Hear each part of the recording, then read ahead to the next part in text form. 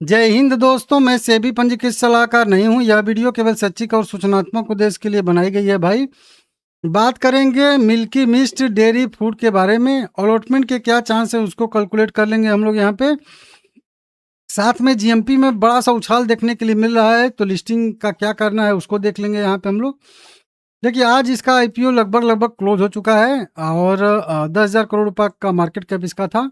Fresh issue भी company लेके आई थी 1400 करोड़ रुपए का, तो कंपनी के बैलेंस शीट पे सारा पैसा जा रहा है।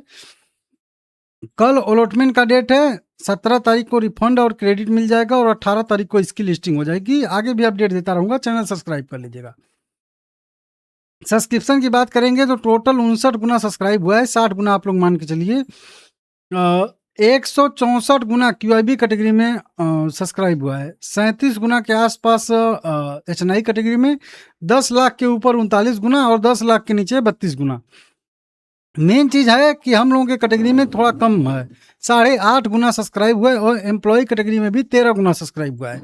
28,11,030 एप्लीकेशन लगी हैं और इसी एप्लीकेशन के माध्यम से हम लोग देखेंगे कि कितना हम लोग का अलॉटमेंट का चांस बनता है। क्योंकि देखिए, 8 गुना सब्सक्राइब होने का मतलब है कि हर एक व्यक्ति 1 लोट 2 लोट 4 लोट भी 10 लोट भी लगाए होंगे, 13 लोट तक। तो मेन चीज एप्लीकेशन नंबर से ही पता चलता है, ठीक है। अभी जीएमपी अचानक से पहले तो यहाँ पे कम था, 14%, 16% हुआ, फिर 15% हुआ। 15% मतलब 140 रुपये पे 21 रुपये का जीएमपी था, बढ़ के 140 रुपये पे 30 रुपये का जीएमपी हो गया। मतलब एक बैग 9.5 रुपये 8.5 रुपये का जंप। 170 के आसपास की लिस्टिंग बता रहा है, जो 21.5% का यहाँ पे जीएमपी दिख जाएगा। 3200 रुपया पर लोड के हिसाब से यहाँ पे बेनिफिट हो सकता है हम लोगों को, ऐसी यहाँ पे संभावना दिख रही है। अगर यही लिस्टिंग होता है 170 पे तो बढ़िया है। वैसे भी मैं आप लोगों को बताया था कि ये शेयर मुझे पसंद आ रहा है। हालांकि मैं इसको 2 नंबर पे रखा था, एक वो जो और था सिप रॉकेट, उसको फर्स्ट नंबर पे किया था, रखा था। तो ये शेयर भी मुझे पसंद है, बढ़िया है। लॉन्ग टर्म के लिए भी होल्ड कर सकते हैं और स्विंग ट्रेड मतलब ये लिस्टिंग गेन के लिए भी अप्लाई कर सकते हैं। तो वो तो हो चुका है अब ना। आज अगर देखेंगे तो ये जो एप्लीकेशन के माध्यम से अगर हम लोग देखें कितना गुना सब्सक्राइब हुआ है, तो देखिए टोटल 28 लाख एप्लीकेशन लगी हैं और टोटल अगर इसमें दोनों सबका एप्लीकेशन हो गया तो मेन एप्लीकेशन एचएनआई कैटेगरी का होता है और सबसे ज़्यादा रिटेल कैटेगरी को होता है। एचएनआई कैटेगरी में मैक्स ओलोटी जो हो जाएंगे ना, वो 11,000 लोगों को ही मिलेगा। मतलब एचएनआई कैटेगरी दोनों कैटेगरी में मिला के 11,000 लोगों को ही मिलेगा।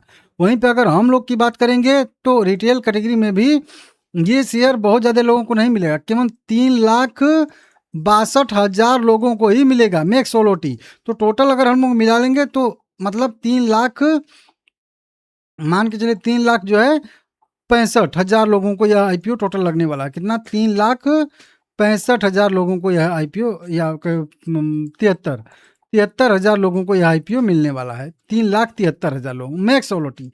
एक एक लोट अगर बांटा जाएगा सबको तो भी, ठीक है ना। लेकिन अप्लाई किए कितने हैं? 28 लाख।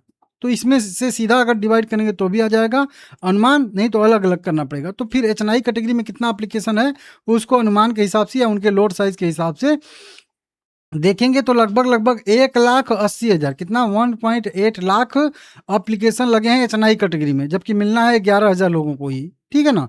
तो इनका तो अगर देखेंगे मैक्स ओलोटी और एप्लीकेशन नंबर में भाग दे देंगे तो 16 टाइम आएगा। मतलब अप्लाई इनका हुआ है 36 टाइम, लेकिन आएगा ऐसे 16 टाइम। तो 16 टाइम का मतलब क्या हो गया कि हर 16 में से किसी एक को यह आईपीओ लगने वाला है, ठीक है ना। तो अलॉटमेंट का चांस कितना बन जाएगा? तो वहीं बहुत कम अलॉटमेंट का चांस इसका बनेगा। आप लोग अपने हिसाब से देख लीजिएगा, ठीक है ना। 16 छक्का 96, 6-7% के आसपास का आएगा, ठीक है ना, अलॉटमेंट का चांस, ठीक है। तो ये तो हो गया एचएनआई कैटेगरी। अब हमारे कैटेगरी में ऐसे तो 8.5 गुना सब्सक्राइब हुआ है, लेकिन अगर अब जब 1,80,000 एप्लीकेशन एचएनआई का है तो इसमें से 28 लाख में से 1,80,000 एप्लीकेशन घटा देंगे तो हमारे कैटेगरी में टोटल एप्लीकेशन आएगा 26 लाख। हमको मिलना कितना है? 3,63,000 लोगों को, ठीक है। और अप्लाई कितना हुआ है? 26,31,31,00,000। इससे इसको डिवाइड कर देंगे तो ये आएगा 7.26 टाइम। मतलब सीधा सीधा कह लीजिए 7 गुना। तो हर 7 में से किसी एक को यह आईपीओ मिल सकता है, ऐसी संभावना यहाँ पे है, ठीक है ना।